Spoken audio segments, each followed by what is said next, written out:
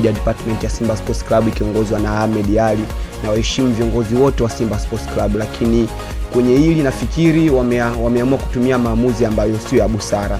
Unajua, tuliamini baada ya mchakato kuendelea, tarehe ya mechi kaja kupangwa tarehe 25, niliamini kwamba pande zote mbili zimekubaliana. Hadi tunaona zile picha ambazo baadhi ya viongozi wa Simba na Yanga wakipiga na Mheshimiwa Rais, ina maana mwafaka wa mechi ya tarehe 25 tayari ulipopo umetamatika. Na hivi ambavyo tunaviona vinavyoendelea, bodi ya ligi pamoja na TFF wameenda kuchukua marefari kutoka pale Misri. Ina maana kila kitu kilikuwa kwenye mchoro na tayari mchoro Simba wanaujua.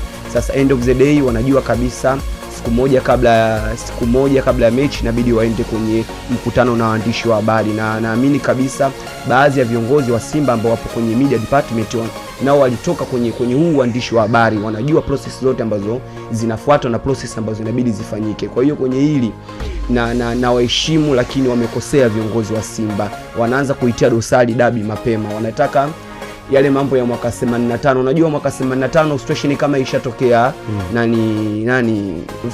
Mwando. Ilikuwa mechi kati ya Simba na Yanga ambayo ilikuwa mechi ya mwisho, anayefungwa na kuwa bingwa. Wakaja kutia dosari za namna hii, na Simba ndio ilikuwa timu ya kwanza kuvuruga hiyo mechi ya mwaka 85. Kwa hiyo kwenye hili Simba wasitafute kichaka cha kujifichia, wajiandae kwa ajili ya mechi, waende kucheza tarehe 25, ligi ishe. Tuna mambo mengi baada ya ligi kuisha.